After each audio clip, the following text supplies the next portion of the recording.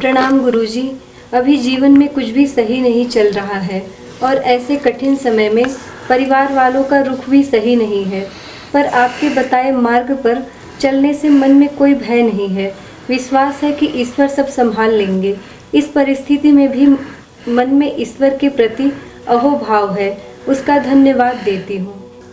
अभी हम बात कर रहे थे अभी भोजन पर, तो श्वेता थी, रमन था, हर्षिता थी, सब लोग थे। तो मैं बता रहा था कि जीवन हम जितना अधिक सुविधा युक्त होता जाता है उतना ही सुविधाओं की तरफ दृष्टि बढ़ती चली जाती है। अभी 70 साल पहले, 50 साल पहले तक हमारी नानियाँ, हमारी दादियाँ फूकनी और उपले के और लकड़ी के कंडों में और कोयले की अंगीठियों में खाना पकाते पकाते उनका जीवन आधा वो धुएँ और उसमें स्मेल में ही रहता था।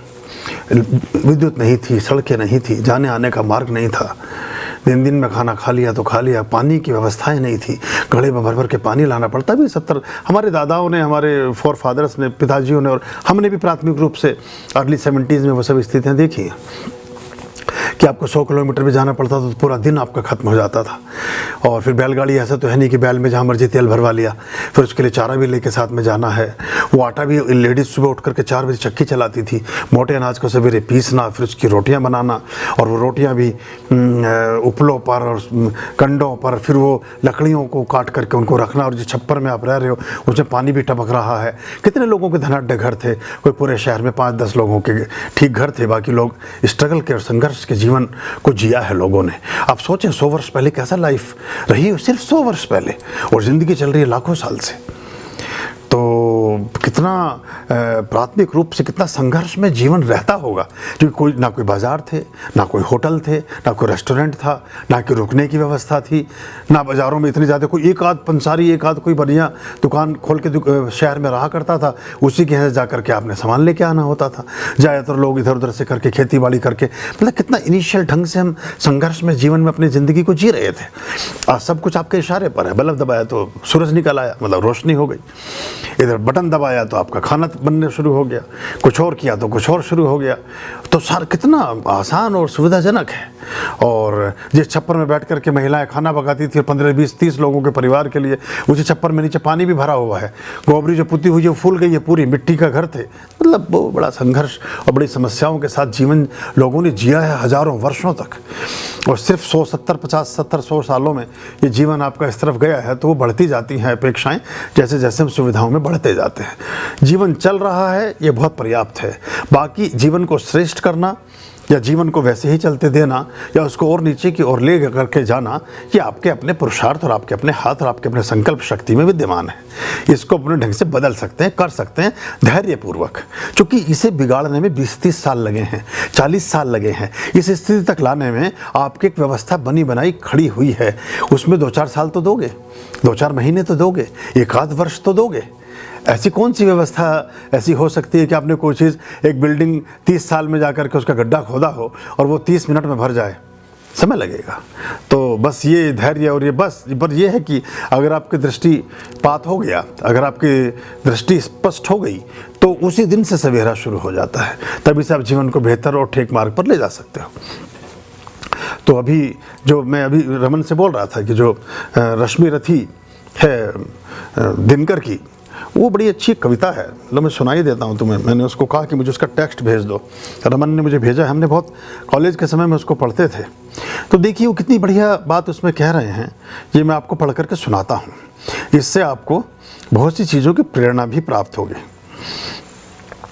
ये रश्मि रथी एक काव्य खंड का नाम है जो राष्ट्र कवि रामधारी सिंह दिनकर जी द्वारा रचित है। उसके 3य सर्ग में आता है कि हो गया पूर्ण अज्ञातवास, पांडव लौटे वन से साहस, पावक में कनक सदृश तपकर, वीरत्व लिए कुछ और प्रखर, नस नस में तेज प्रभा लिए कुछ और नया उत्साह लिए। सच है विपत्ति जब आती है कायर को ही दहलाती है, शूरमा नहीं विचलित होते, क्षण एक नहीं धीरज खोते, विघ्नों को गले लगाते हैं, कांटों में राह बनाते हैं, मुख से न कभी उफ कहते हैं, संकट का चरण न गहते हैं, जो आ पड़ता सब सहते हैं, उद्योग निरत नित रहते हैं, शूलों का मूल नसाने को, बड़ खुद विपत्ति पर छाने को, है कौन विघ्न ऐसा जग में, टिक सके वीर नर के मग में, खम ठोक ठेलता है जब नर, पर्वत के जाते पांव उखड़, मानव जब जोर लगाता है, पत्थर पानी बन जाता है, गुण बड़े एक से एक प्रखर है छिपे मानवों के भीतर, मेहंदी में जैसे लाली हो, वर्तिका बीच उजियाली हो, बत्ती जो नहीं जलाता है, रोशनी नहीं वह पाता है, पीसा जाता जब इक्षुदंड गन्ना, पीसा जाता जब इक्षुदंड, झरती रस की धारा अखंड, मेहंदी जब सहती है प्रहार,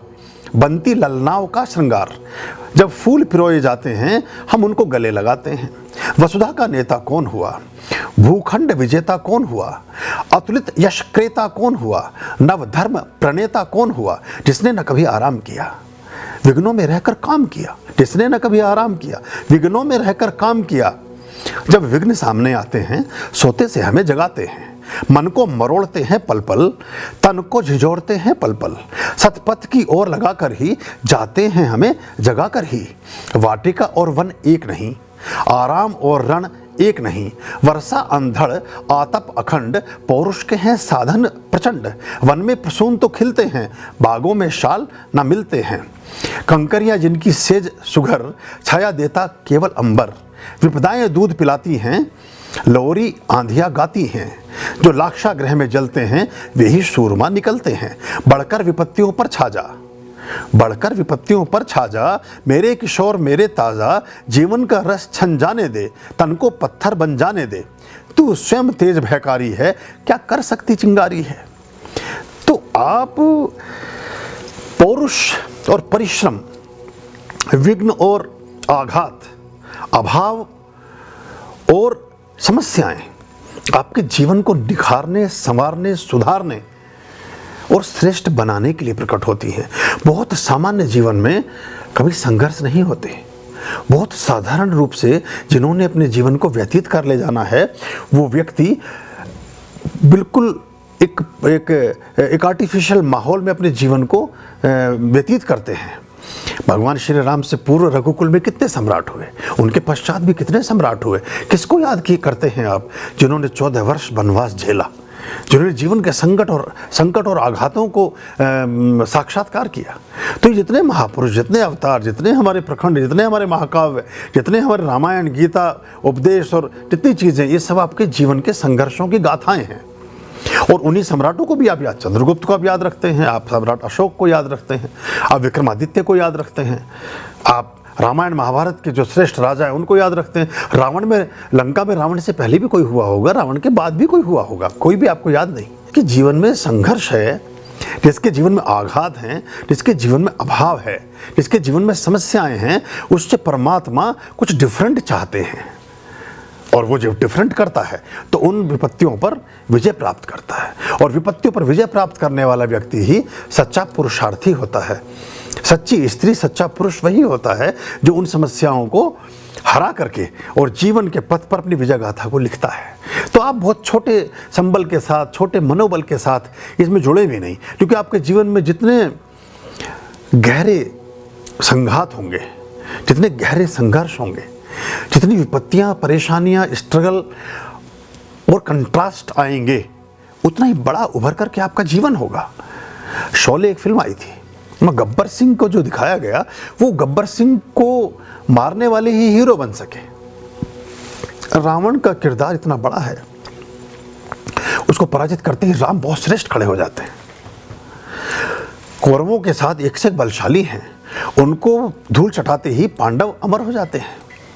तो जितना बड़ा आपके सामने खलनायक होगा, चाहे वो वक्त है, चाहे वो व्यक्ति है, चाहे वो विषय है, उस पर विजय प्राप्त करते ही उतना विराट आपका व्यक्तित्व हो जाने वाला है। तो साधारण तो चींटी मकोड़ी जैसा जीवन जीना कोई जीवन होता भी नहीं है। वो बहुत प्रकोष्ठ में रहने वाले वो बीज जो आघात सहने से डरते हैं, ऐसे बीज जो कवच के टूटने से घबराते हैं, ऐसे बीज जो मिट्टी का प्रहार न झेल सकने की मादा रखते हों, ऐसे बीज जो खाद की दुर्गंध को ना सह सकते हों, ऐसे बीज जो जलधारा से घबराते हों, वो कभी अंकुरित ना हो सकेंगे। उनमें पुष्पित और पल्लवित ना हो सकेंगे, उनमें कभी फूल ना लग पाएंगे, उनमें कभी वृक्ष ना आच्छादित हो सकेंगे, उनसे कभी कोपले ना फूट सकेंगी, उनमें कभी अंकुर ना उमग सकेंगे। वो सड़ जाएंगे, खराब हो जाएंगे, और जो जहाँ रखे होंगे झाड़ू मार करके उनको भी बुहार करके बाहर कर देगा। तो मिटा दे अपनी हस्ती को अगर कुछ मर्तबा चाहे, मिटा दे अपनी हस्ती को अगर कुछ मर्तबा चाहे, कि दाना खाक में मिलकर गुले गुलजार होता है। बीज जब मिट्टी में धूल धूसरित हो जाता है, आप सोचते समाप्त हो गया, तभी वहाँ से उसके जीवन का एक नया जन्म होता है। तो परेशानियाँ हैं, संघर्ष हैं, शायद उत्तर लंबा हो गया, पर यही आपका जीवन है। और संघर्ष मुक्त जीवन को जीवन है भी नहीं, उसमें आपको आनंद आएगा भी नहीं, उसमें आप डिप्रेशन के शिकार हो जाएंगे, उसमें बिल्कुल ऐसे हो जाएंगे कि जैसे आपका जीवन किसी मूल्य का, किसी उसका है ही नहीं, वो भी आपको बोर करेगा। तो थोड़ा सा संघर्ष जीवन को हमेशा निखारता है और अच्छा करता है।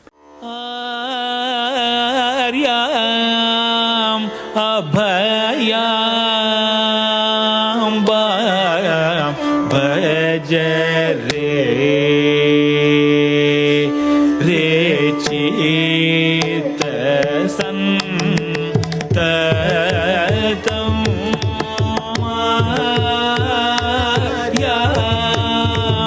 अभयाम भज रे